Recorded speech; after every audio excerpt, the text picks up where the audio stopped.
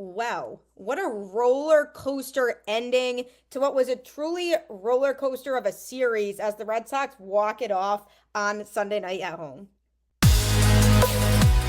You are Locked On Red Sox, your daily Boston Red Sox podcast. Part of the Locked On Podcast Network, your team every day.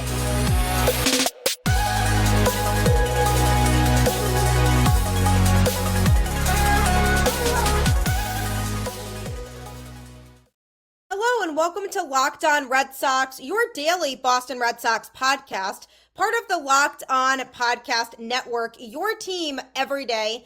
I'm your host, Gabby Hurlbut, former ESPN social media associate and currently the host of the Boston Balling podcast, and I am here to bring you the latest in all things Boston Red Sox Monday through Friday, straight to your favorite podcast feed. And want to know the best part? It's free, right? So since it's free, might as well take advantage of it. Makes no sense not to. So might as well start your day off the right way by tuning into Locked On Red Sox. Locked On is your team every day. Today's episode is brought to you by FanDuel. Make every moment more. Right now, new customers get $150 in bonus bets guaranteed. That's $150, win or lose. Visit FanDuel.com/lockedon to get started. Welcome to the show. Happy Monday. Thankfully, the Red Sox have put us in a good mood on this fine Monday as they finished off a pretty wild series against the Cubs on Sunday night and won in walk-off fashion. And one thing you should know about me, if you haven't listened to the show before, if this is your first time or you've listened a couple times, but you're still getting into the groove of who I am and what Locked On Red Sox really is, I am very much an emotionally attached person when it comes to this Boston Red Sox team. My emotions and feelings are determined by how this Red Sox team does. My mood for the day is unfortunately determined by how this Red Sox team does. And if you are anything like that and you let your favorite sports teams determine your mood, I am right there with you. And I usually bring that same kind of energy to the show. So welcome to Locked On Red Sox if it's your first time. If you're an everydayer and you're always tuning in with me, thank you so much. Really appreciate you always tuning into the show. And today is a great show because the Red Sox just walked off a game on Sunday night, beat the Cubs 5-4, and it was actually a crazy game.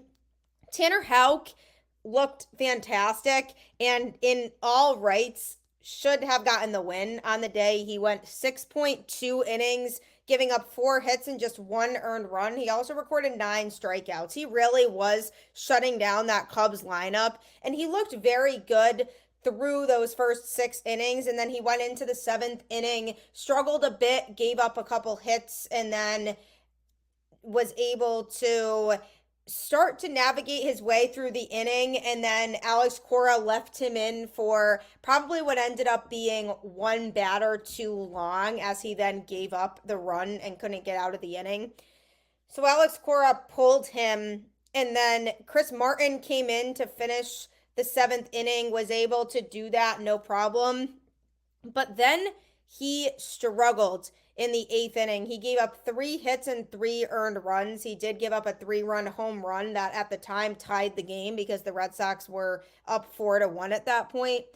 He struck out 2 along the way, but he did not look like the Chris Martin of old. And that's something that we should be keeping in mind moving forward here is the Chris Martin we saw last year somebody that was a little bit of a fluke that we won't see again, or is he just not having the best start to the season this year and he'll get back on track to be what he was last year again? Obviously, I hope the latter ends up being what happens, but it's hard to know for sure, only a month into the season so far, but he definitely hasn't looked completely sharp recently. He has a 5.56 ERA on the season, and last year he was one of the best relievers in baseball, especially in terms of ERA. So it's definitely a little bit of a difference this year, but he kind of blew it. And then the Cubs rallied and tied the game.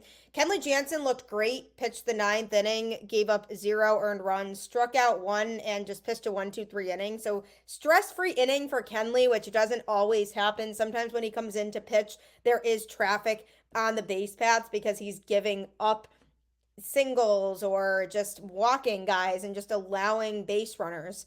So that didn't happen for him. And that was very nice to see. It was just a nice, smooth inning. Then the bottom of the ninth comes around, and it's a 4-4 game, and the Red Sox are in a situation where they could either let the game go to extras or they could walk it off. And as somebody who was actually at that game, I wanted the walk-off for both my sanity and also for the fact that it's just cool to see a walk-off in person. So I was really hoping for that because prior to heading into the ninth inning, the Red Sox had gotten hits from Rafael Devers, 2 hits, Jarren Duran, 1 hit, Tyler O'Neill, 1 hit, Connor Wong, 2 hits, and Masataka Yoshida, 1 hit. They also did get a hit from Bobby Dahlbeck. It was a lightly tapped ball that went fair, and they just couldn't field it in time, so he reached on an infield single, and Ceddanne Rafaela also recorded a hit. So they had some hits spread out here and there throughout the offense on the night, but I still found myself saying, I really want to see the top of the order here. That's just who I trust the most, who I want to see. And the top of the order was Jarren Duran, Rafael Devers, and Tyler O'Neill.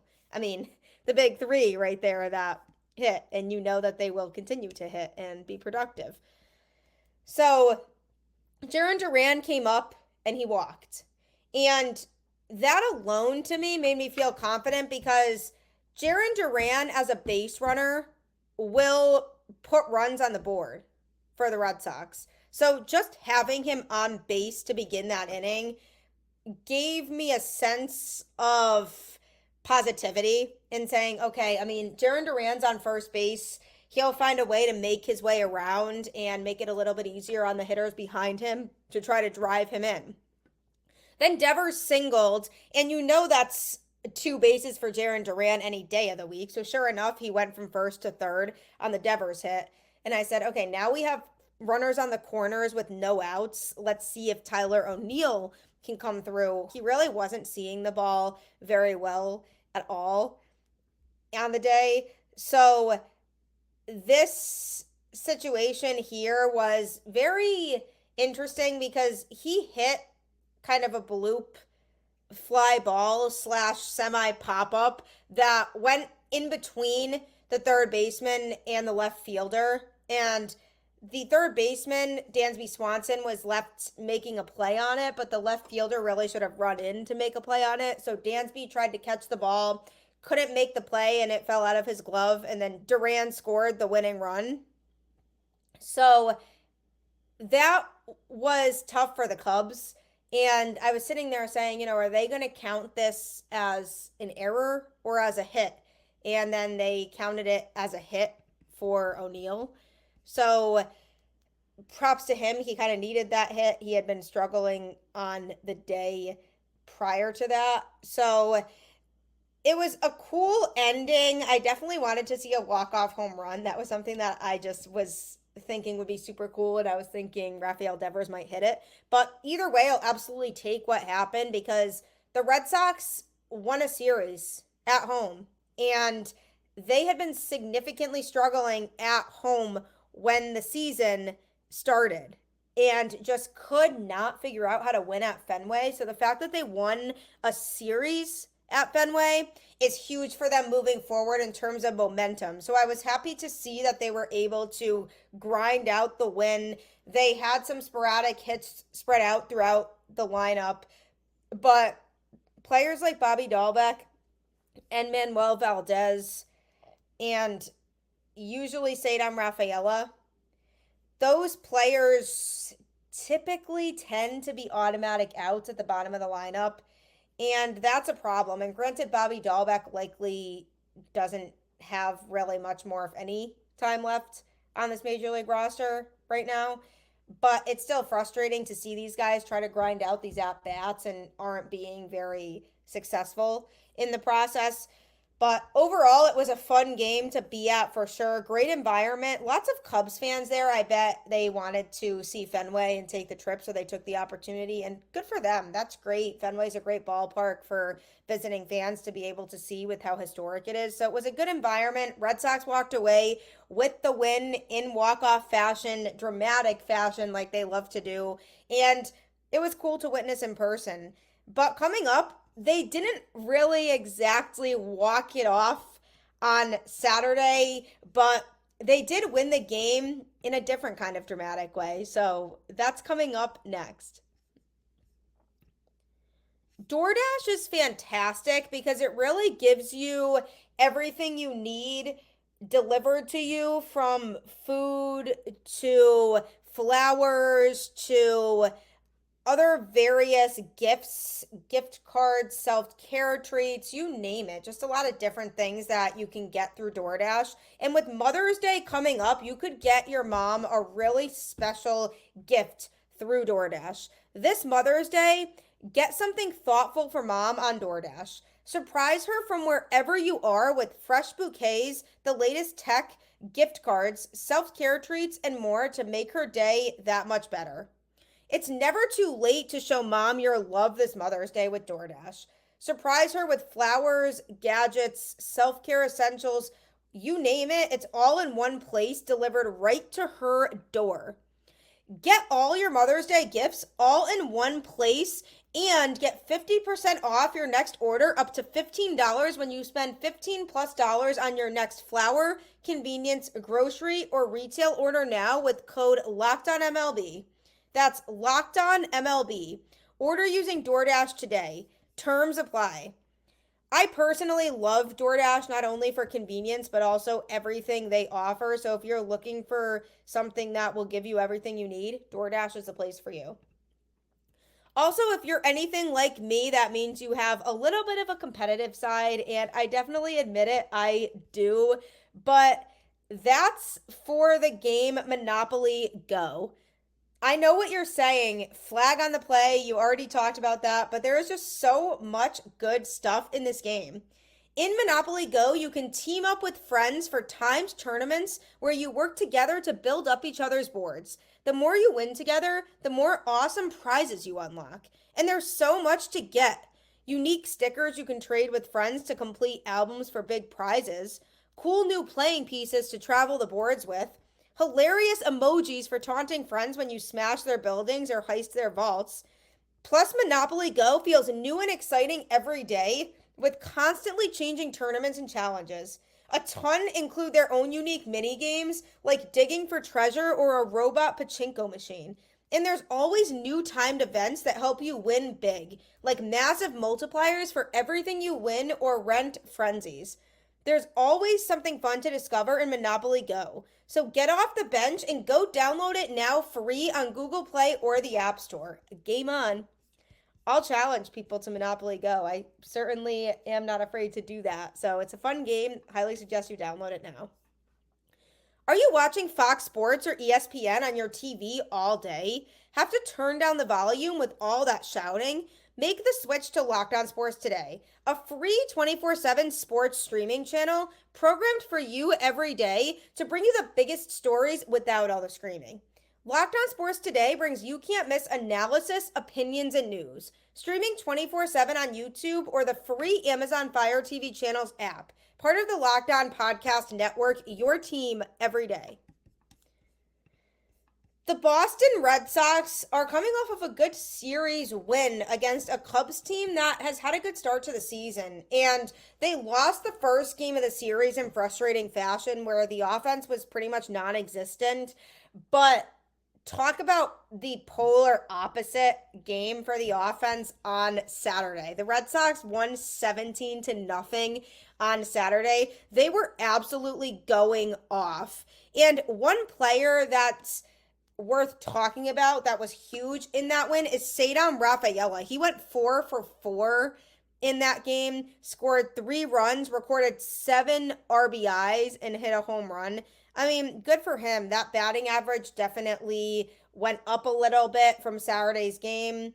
And then Sunday's game, he did get a hit again. So I'm hoping he's starting to figure things out at the plate. He definitely has scuffled a lot offensively since the season has started. He's looked very lost. He had a good spring training, so I had high hopes for him going into the season. But then as the season got underway and he was taking out bats, it seemed like whatever he was doing in spring training wasn't translating over to his major league at bats this season. So that's definitely something that has been concerning because he's a versatile player. I mean, he offers some speed. He offers the ability to play both in the infield and the outfield. He's been great playing shortstop in the midst of all these injuries that the Red Sox have had. And honestly, he has been good defensively at shortstop. He's made the Red Sox infield cut down on a lot of blunders and misplays that they were making in the infield after Trevor Story's injury. So he has benefits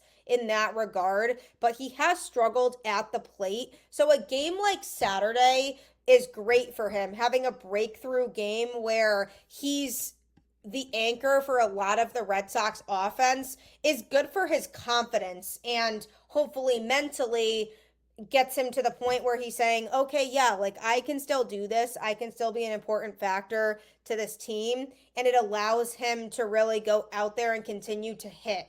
And I'm hoping that happens. And after the success he had in this series against the Cubs, he can carry that over and continue it into this upcoming next series against the San Francisco Giants and then into the rest of the season moving forward after that. Because if he can get going at the plate, it would just be nice productivity for the bottom of the order. They've had Connor Wong hitting 5th because he's been having a really good season so far at the plate. So it makes sense that they wanted to move him up in the order.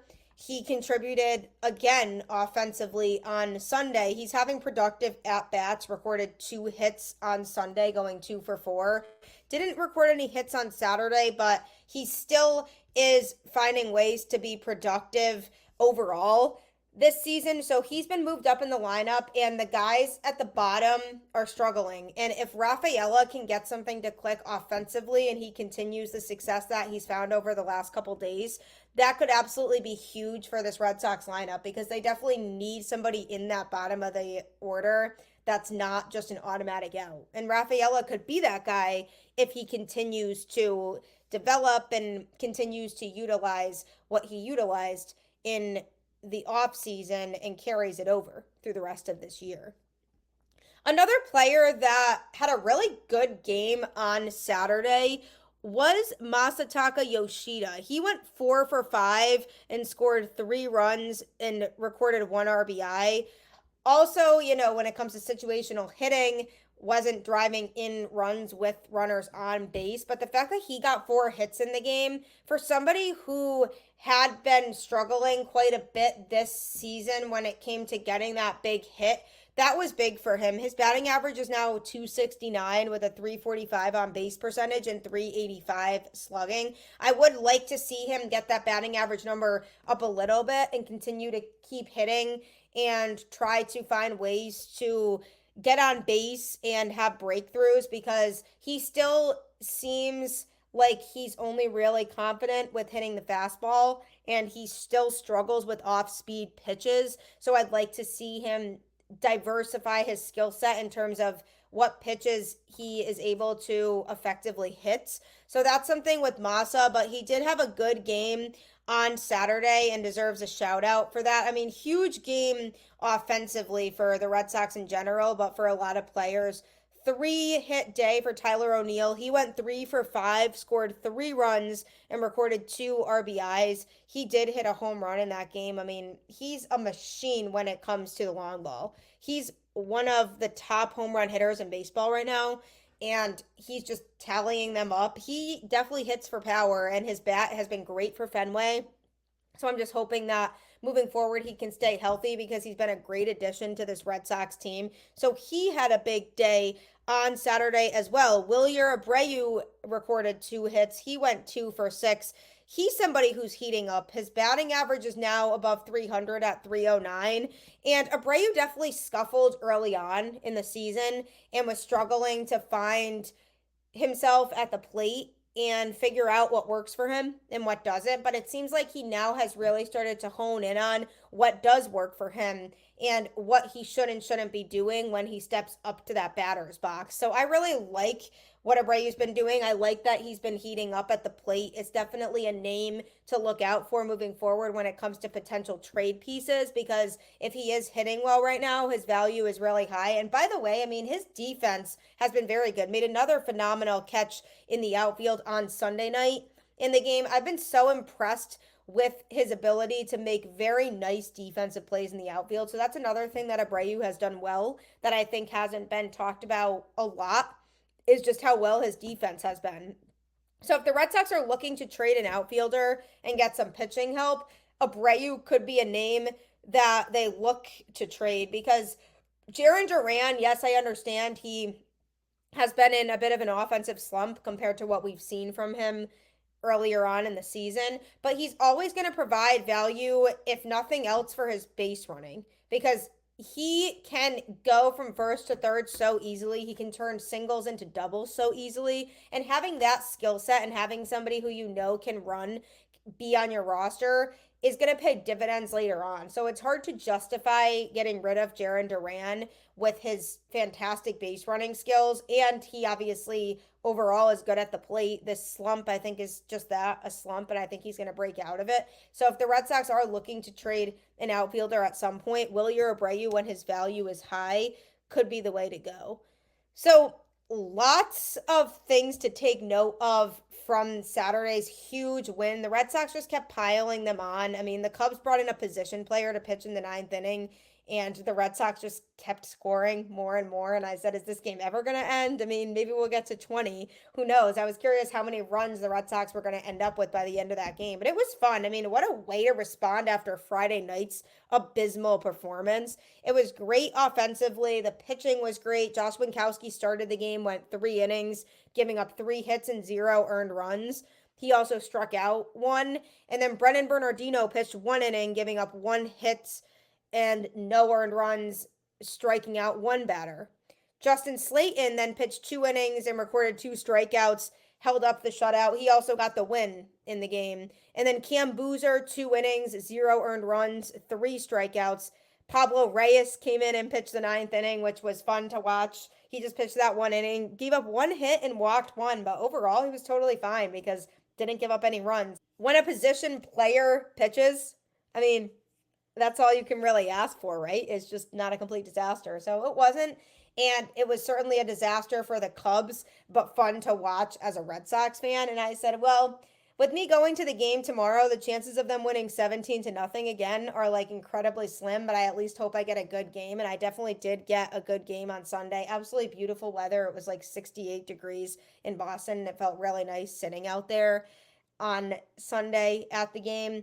But Saturday's game, if you were at that one, fantastic. I mean, you just saw an absolute offensive explosion by the Red Sox. They just kept hitting and hitting and hitting. And that's the thing about this offense. I just wish they weren't so inconsistent, because when they're on, they are a tough group to pitch against. And I would not want to be an opposing pitcher going against this Red Sox offense. But they are so wishy-washy that some days they'll just go completely cold. And I do get, in a way, that's baseball. But the Red Sox lineup has consistently kind of been like this, where they'll be off and on and be a little bit inconsistent when it comes to their appearances at the plate and what they're doing with their at-bats. So hopefully they can continue this way of just getting good at-bats out there, working pitchers' counts, and finding their pitch and finding ways to get on base, because that's something the Red Sox do really well of when they're on point, and that's how they succeed. So great game on Saturday, great game on Sunday, great way for the Red Sox to get a series win. And also, while they were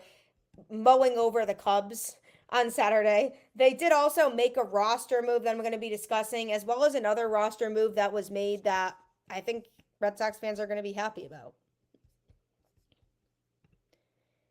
Whether you're really big into sports betting and you do it a lot, or it's something you're first starting to get into, FanDuel absolutely is the right place for you.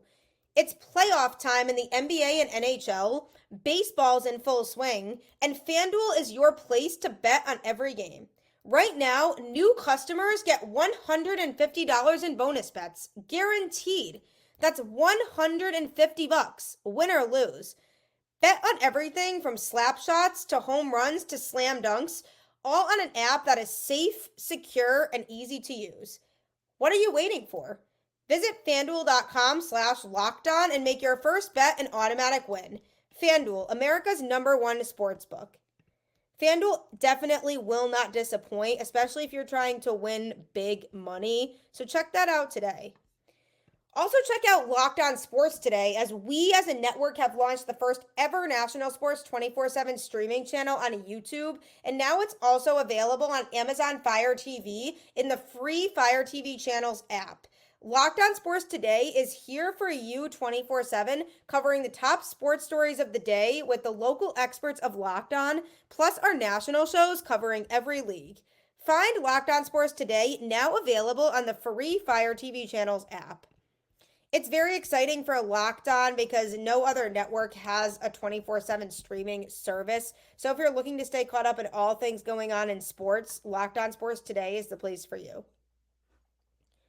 The Boston Red Sox did make a couple roster moves over the weekend, and it definitely is for the betterment of this Red Sox team. Some of it comes at a price, but it's something that needed to happen. So on Saturday, the Red Sox traded for Garrett Cooper, a first baseman. They got him from the Cubs for cash considerations, and the corresponding roster move to make room for him on the roster was that the Red Sox did transfer Triston Casas from the 10-day injured list to the 60-day injured list. Obviously not ideal news for Casas. His injury is more severe than everyone thought, or that was really being indicated, which is pretty frustrating. So it sounds like he's going to be out for an extended period of time. So the Red Sox made the decision, instead of wanting to ride with Bobby Dahlbeck, which is very smart, they wanted to get somebody in there who could be more reliable. And I do feel badly for Bobby. I think at this point the Red Sox are just doing him a huge disservice, but it's just not working here, and something else needed to happen. So they made a trade for cash considerations, acquired Garrett Cooper. He's a right-handed hitter, was actually DFA'd by Chicago on Tuesday. In 12 games this season, he had a slash line of a .270 batting average, .341 on base percentage, and .432 slugging, with 1 homer and 6 RBIs. For his career, the 33-year-old is a .268 hitter with 57 homers and 228 RBIs in 493 games.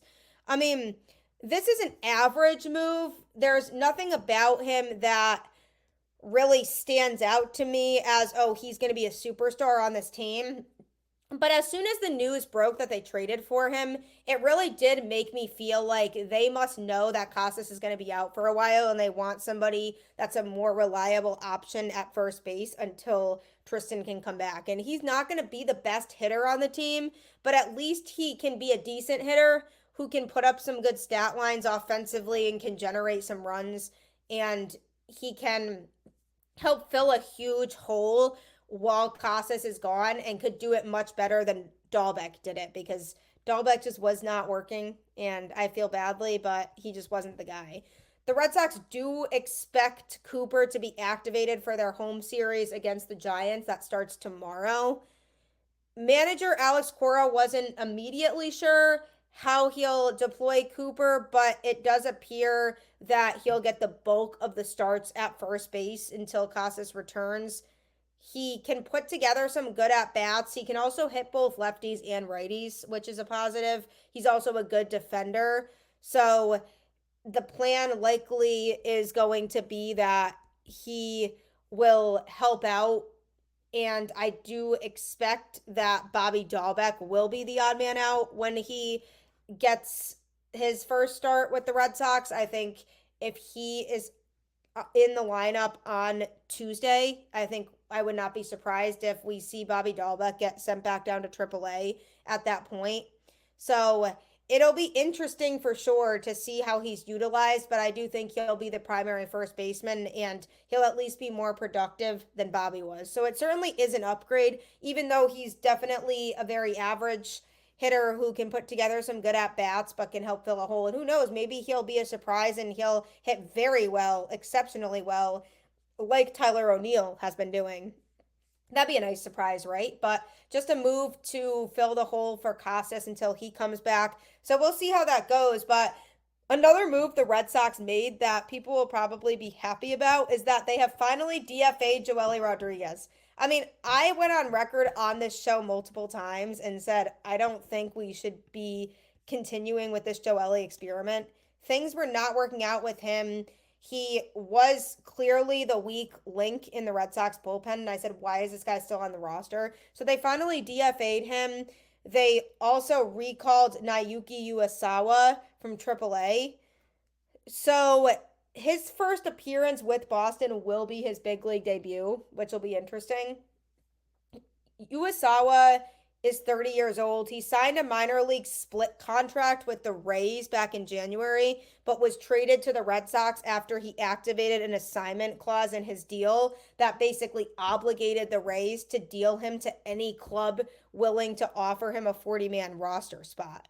So the Red Sox did in fact do that, though he began the season at AAA because he didn't make the club's opening day roster. Since then, the right-hander has made 3 starts with Worcester with a 4.80 ERA in 15 innings.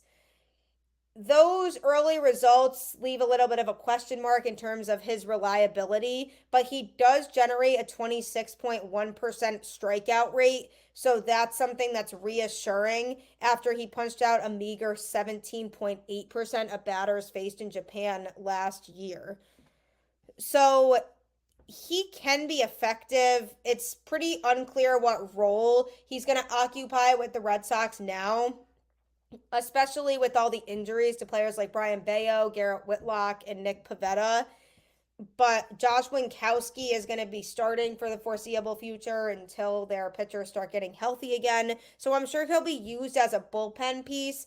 And I think the Red Sox probably like the fact that he does get those swings and misses. Even if his numbers physically on paper don't scream super impressive, I think they probably feel like he can be reliable and he can be somebody that can at least help fill a hole on this pitching staff. And they needed somebody to replace Joely because it wasn't working with him. So I'm sure they're willing to just give him a shot and see how things go. I mean, at this point, the Red Sox just have so many injuries to their pitching staff that why not give somebody a shot and see how he does? Maybe he'll perform well in the majors. I am a little bit skeptical for sure. Definitely a bit of a gamble that the Red Sox are taking here, but DFAing Joely is good news that everybody should be happy about regardless. So if he doesn't work out or he has a few outings and he's just not pitching well, then the Red Sox will probably look to reevaluate the situation, maybe send him back down to AAA and explore other options with the pitching.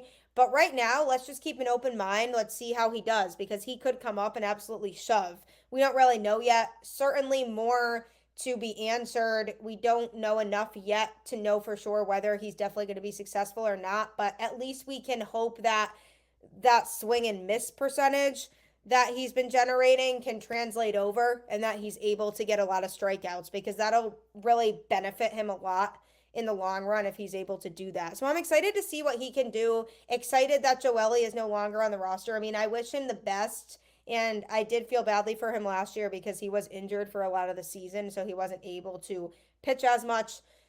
But the Red Sox tried it, and it didn't work. And I'm happy they came to that realization when they did because he was a tough one to watch.